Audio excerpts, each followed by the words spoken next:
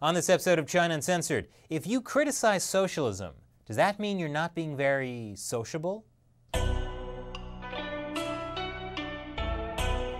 Hi, welcome to China Uncensored. I'm your host, Chris Chappell.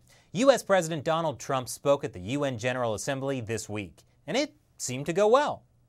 In less than 2 years, my administration has accomplished more than almost any administration in the history of our country. America's so true.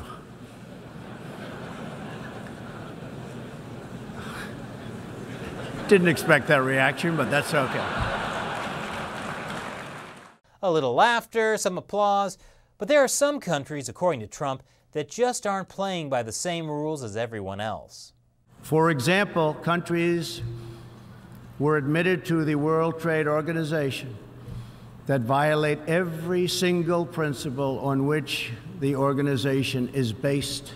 Even worse, some countries abuse their openness to dump their products, subsidize their goods, target our industries, and manipulate their currencies to gain unfair advantage over our country. These countries use government-run industrial planning and state-owned enterprises to rig the system in their favor. Yeah, some countries, not to name names here. And I respect your self-restraint, Mr. President, but it's okay to say your favorite word. China's the United States has just announced tariffs on another $200 billion in Chinese-made goods, for a total so far of $250 billion. Oh my gosh, does the Chinese representative have a black eye? Hang on, I've just received this letter from the Chinese consulate.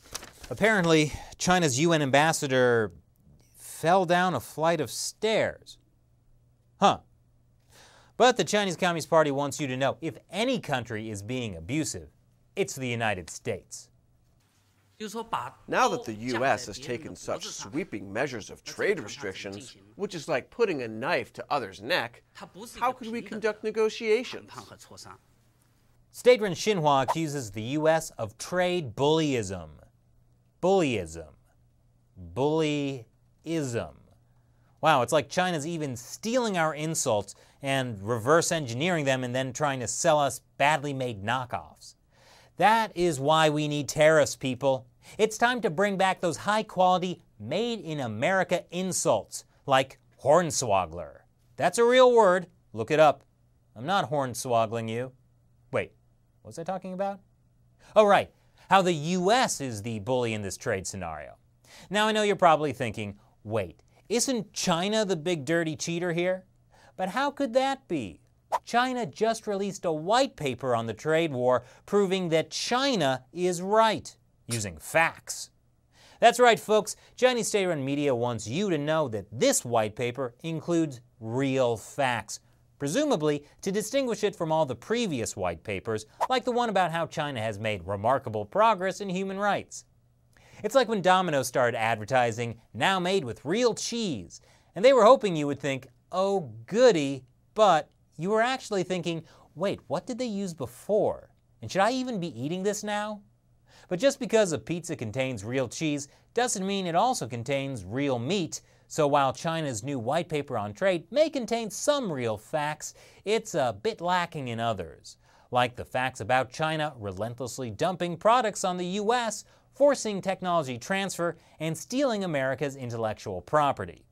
But it's not about whether the white paper is true or partly true, or the pepperoni is actually rat meat.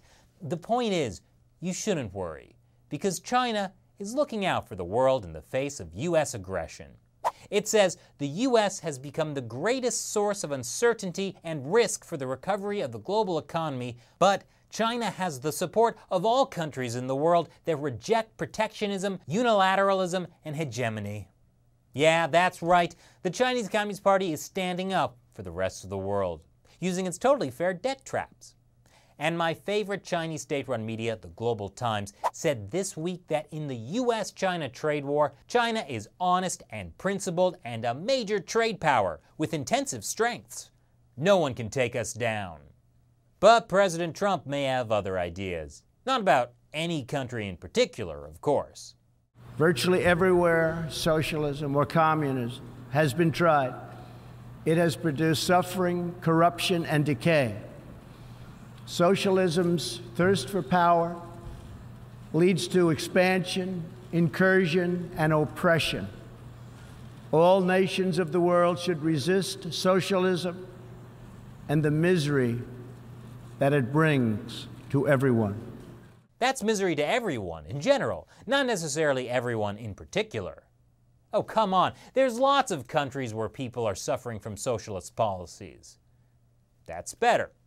So what do you think? Leave your comments below. And before you go, now is the time when I answer questions from you, the loyal members of the China Uncensored 50-cent Army who support the show on the crowdfunding website Patreon.